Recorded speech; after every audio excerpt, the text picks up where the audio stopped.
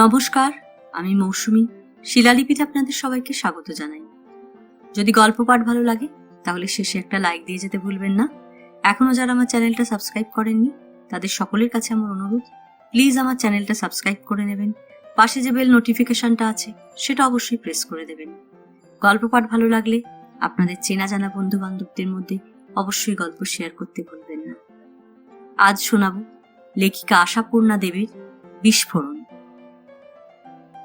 তুচ্ছ কারণ লইয়া বিজয় মাস্টারের সঙ্গে কানাই ডাক্তারের রীতিমতো বচসা হইয়া গেল।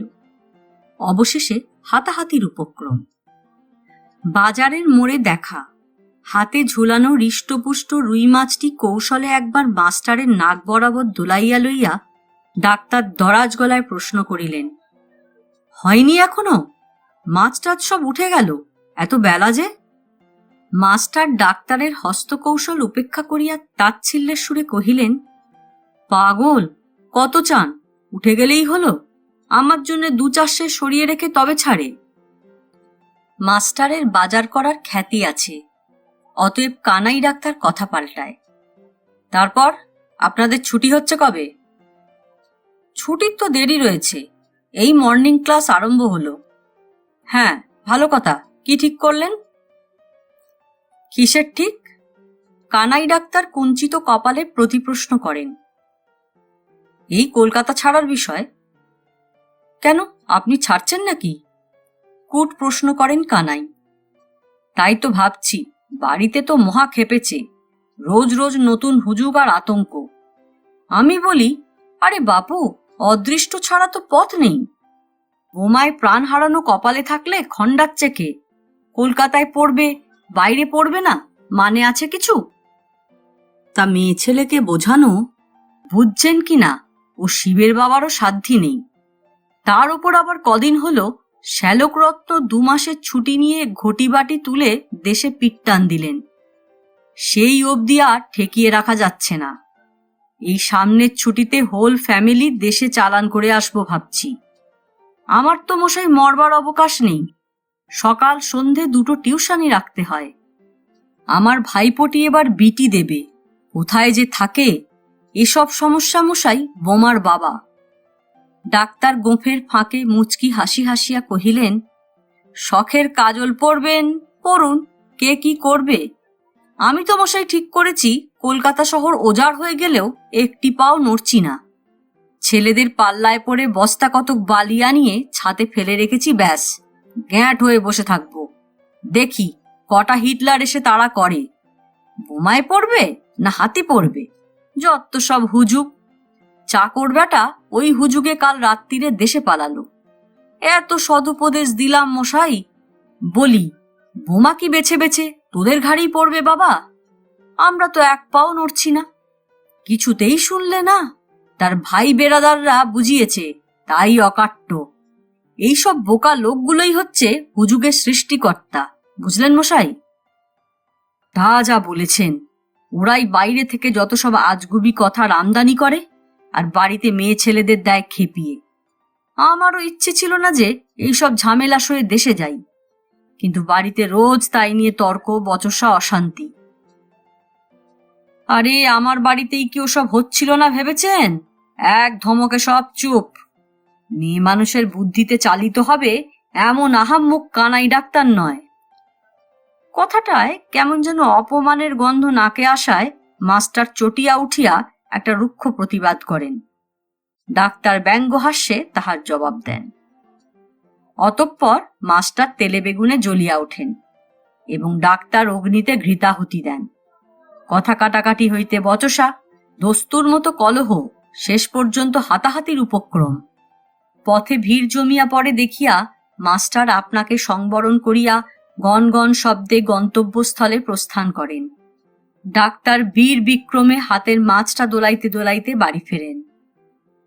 বাড়ি ঢুকিয়াই সর্বপ্রথম গৃহিণীকে উদ্দেশ্য করিয়া অর্ডার দেন কানাই ডাক্তার, আজ থেকে মাস্টারের বাড়ির এক প্রাণী যেন আমার বাড়ির ছায়া না মারায়। পটেশ্বরী শঙ্কিত প্রশ্ন করেন, কেন, ওদের বাড়ি মায়ের দয়া টয়া হয়েছে নাকি? ধেত্তেরি, নিকুচি করেছে মায়ের দয়ায়। আমার হুকুম, বুঝলে? প্রতিবাদ করবে না। আর আমার বাড়ির কেউ যদি ওদের চৌকাঠ মারায় ঠ্যাং খোঁড়া করব। হতভাগা রাস্কেল, গরু ঠেঙিয়ে খায়, টেক্কা দিতে আসে কানাই ডাক্তারের সঙ্গে। পটেশ্বরী দীর্ঘকাল যাবৎ কানাই ডাক্তারকে দেখিয়া আসিতেছেন। প্রতিবাদ করিয়া কথা বাড়ান না, হাসি গোপন করিয়া বলেন, আচ্ছা সে আর শক্তটা কি, তাই হবে, তুমি মাথা গরম করো না। এত বন্ধুত্ব কি হলো হঠাৎ? মাস্টার বাড়ি ফিরিয়া সর্বাগ্রে গৃহিণীকে ডাকিয়া আদেশ করেন, ডাক্তারের বাড়ির এক প্রাণী যেন এ বাড়িতে মাথা না গলায়, আর আমার বাড়ির কেউ যদি ও বাড়ি যাবে আস্ত রাখবো না। হতভাগা স্টুপিড, ওষুধ না ছাই, জল বেচে খায়, আমার সঙ্গে আসে টেক্কা দিতে। সত্যবালা সুদীর্ঘকাল বিজয় ডাক্তারকে চিনিয়া আসিতেছেন। সশব্দে ধমকে বলেন, আচ্ছা আচ্ছা হবে, এখন মাথা খারাপ করো না। এত গলায় গলায় ভাব হঠাৎ হলো কি শুনি? লাঠালাঠি করে এলে নাকি? এই পর্যন্ত ব্যাপার। গুড ফ্রাইডের ছুটিতে মাস্টার হোল ফ্যামিলি দেশে চালান করিতে গিয়াছেন। যে ভাইপোটা বিটি এক্সামিনের জন্য প্রস্তুত হইয়াছে তাহার জন্য ব্যবস্থা হইতেছে। যে কয়দিন পরীক্ষা না চোখে 2 বেলা হোটেলের ভাত খাইবে, আপনার পড়া করিবে, আর সময়ান্তর বাড়ি আগলাইবে। পূর্বে সুবিধা অসুবিধা ঘটিলে মাস্টারের বাড়ির 2-1 প্রাণী 2 বেলা ডাক্তার বাড়িতে ভাত খাইয়া যাইত, অথবা ডাক্তারের বাড়ির 2-1 প্রাণী 2 বেলা মাস্টার বাড়ি ঘুরিয়া আসিত। সত্যবালার পিত্রালয় আছে, পটেশ্বরীর মাতুলালয়, মাঝে মাঝে ঘুরিয়া না আসিলে চলে? সেরকম সময় পাড়াপড়শি করিবে না তো করিবে কে? কিন্তু এখনকার কথা স্বতন্ত্র। 2 সংসারের এক প্রাণীরও পরস্পরের বাড়ির চৌকাঠ মারাইবার হুকুম নাই। কাজেই মাস্টারের ভাইপোর হোটেলের চৌকাঠ চিনিয়া আসিতে হয় কাকার সঙ্গে গিয়া। কানাই ডাক্তার গ্যাঁট হইয়া বসিয়া আছেন, একটি পা নড়েন নাই। তবে মাস্টার দেশে যাওয়ায় তাহার বিলক্ষণ অসুবিধে ঘটিয়াছে। 5 সের রুইটা কিনিলেও নিঃশব্দে বাড়ি ফিরিতে হয়। নাকের সামনে দোলাইয়া আসিবার উপযুক্ত নাকের অভাব। উক্ত অসুবিধায় বিরক্তিতে মাছটা ধরাস করিয়া উঠানে ফেলিয়া ডাক্তার উচ্চরবে ঘোষণা করেন, নাও, নতুন বছরে পেট ভরে মাছ খাও সব, ওবেলা মাংস আনব। পটেশ্বরী সহর্ষ পুলকে মন্তব্য প্রকাশ করেন, দিব্যি মাছটি তো টাটকা, যেন ধরফর করছে। আহা, এমন মাছটা ও মুখ পোড়া ভূত গুছিয়ে কুটতে পারলে হয়, কেটে কুটে একসা করবে হয়তো।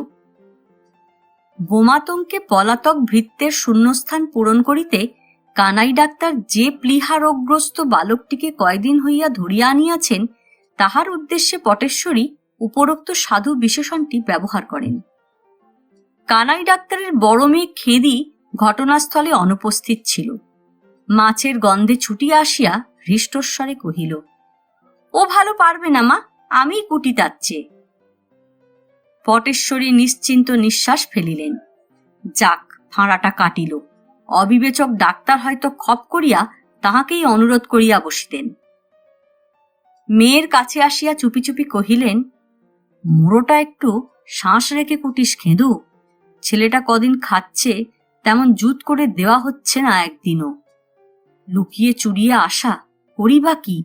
আজ তো ওনার ডিসপেন্সারিতে হাল খাতা, বাড়ি থাকবে না সন্ধেবেলা, একটু মনের মতন করে খাওয়াবো ছেলেটাকে। খেঁদু প্রয়োজনের অতিরিক্ত ঘাড় নাড়িয়া এবং এক গাল হাসি চাপিয়া এমন মনের মতন করিয়া মাছটি কুটিল যে রাঁধিতে বসিয়া পটেশ্বরী আর হাসি চাপিতে পারেন না। পেটের মেয়ে, পরিহাসের সম্পর্ক নয়। আপন মনেই খানিকটা হাসিয়া লইয়া একটা সুমধুর ভবিষ্যতের কল্পনা করিতে করিতে চুরি বালা খুন্তি বাজাইয়া রান্না শুরু করিলেন। কানাই ডাক্তার আজ বড় ব্যস্ত। হালখাতার ব্যবস্থাটি যাহাতে সৌষ্ঠব সম্পন্ন হয় সেই চিন্তায় সারা রাত্রি ঘুম ছিল না তাহার। তবু একবার রান্নাঘরে উঁকি মারিয়া পটেশ্বরীকে একটু পরিহাসের লোভ সংবরণ করিতে পারিলেন না। রৌদ্রে ঘুরিয়া আসিয়া পিপাসার্থ কানাই ডাক্তার 1 গ্লাস জল চাহিতেই খেঁদু তাড়াতাড়ি 1 গ্লাস ঘোলের শরবত আনিয়া হাজির করিল।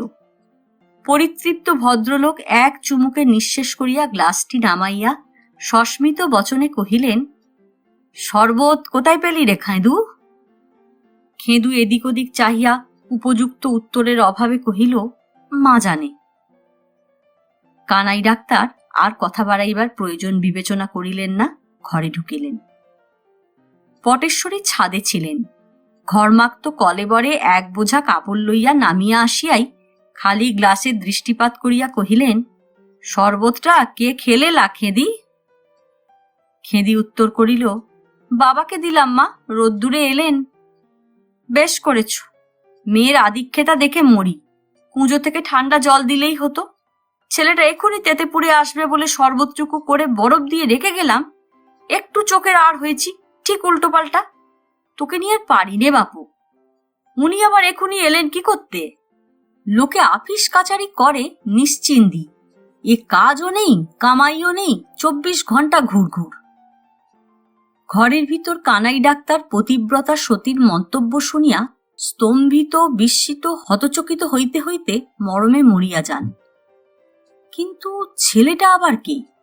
কে তাতিয়া পুড়িয়া আসিবে? কাহার জন্য পটেশ্বরীর এত দুশ্চিন্তা? ভাবিতে ভাবিতে গটগট করিয়া বাহির হইয়া যান কানাই ডাক্তার। সংসারের উপর বীতশ্রদ্ধ হইয়া পড়িয়াছেন তিনি। তবু অনেক দেখিতে বাকি ছিল তাহার। রাগ ভরে সন্ধেবেলায় আর সকালের প্রতিশ্রুত মাংস তিনি কিনিয়া আনেন নাই। রাত্রিবেলা যেই বাড়ি ঢুকিয়াছেন, সারা পাইয়াই পটেশ্বরী তাড়াতাড়ি রান্নাঘর হইতে বাহির হইয়া সুকৌশলে দরজাটা আধ ভেজানো করিয়া ও বাকিটা নিজের আড়াল করিয়া দাঁড়াইয়া বলিয়া উঠিলেন, বেশ মানুষ তো তুমি। এবেলা মাংস আনবে বলে সকালে মাছগুলো সব উঠিয়ে দিলাম। এখন কি দিয়ে কি করি? বিকেলবেলা থেকে 5 বার ভূতটাকে তোমার ডিসপেন্সারিতে পাঠালাম। কেবলই বলে বাবু কথার জবাব দেন না। খুব হালখাতা করছো, যা হোক, ছেলেপুলের খাবারও তো পাঠালে না এবার। কানাই ডাক্তার সব কথাগুলি নীরবে কান পাতিয়া শোনেন। তাহার পর ক্রুদ্ধ জ্বলন্ত দৃষ্টিতে পত্নীর মুখপানে চাহিয়া ভীষণ কণ্ঠে বলেন, এসব অখদ্দে অবদ্ধে হতভাগ্যকে তাহলে কিছু দরকার আছে সংসারে?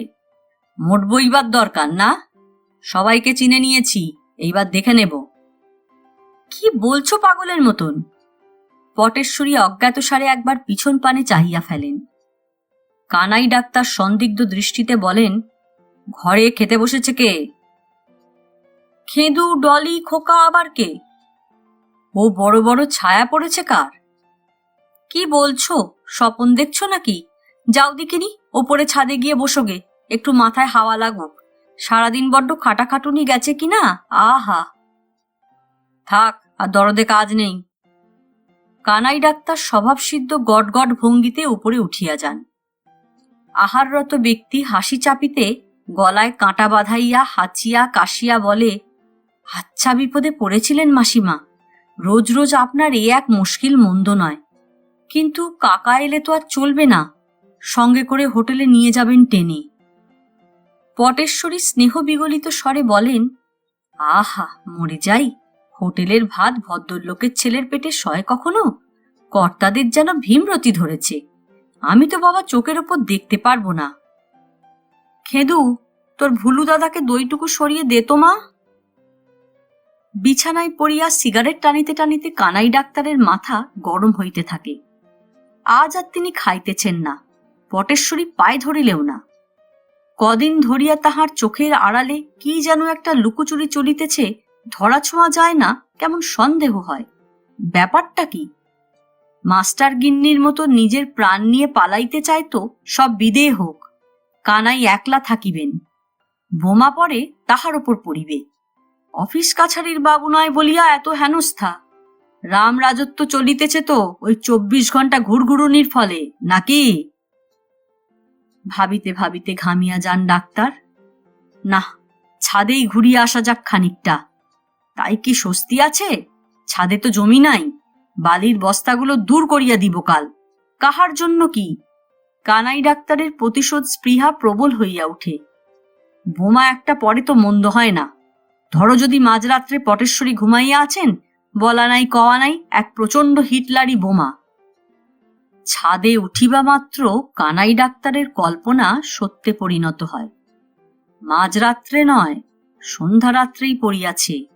পটেশ্বরীর মাথায় নয়, হয়তোবা ডাক্তারের মাথায়। না, ছাদেই পড়িয়াছে। বালির বস্তা ভেদ করিতে পারে নাই, বোমা বস্তার উপরে পড়িয়া আছে বা বসিয়াই আছে। ঘন সন্নিবিষ্ট দুইটি বোমা খাদু ও বিজয় মাস্টারের ভাইপো ভুলুর বেশ ধরিয়া বালির বস্তার ওপর পা ঝুলাইয়া বসিয়া আছে। চিন্তাকুল গম্ভীর মুখ, বোধ করি যুদ্ধের আলোচনাতে মগ্ন। কানাই ডাক্তারের উপস্থিতি তাহাদের নজরে পড়িবার কথা নয়। হাত পা এলাইয়া আসে, ডাক্তারের প্রতিশোধ স্পৃহাও আর থাকে না। এ গল্প এখানেই শেষ।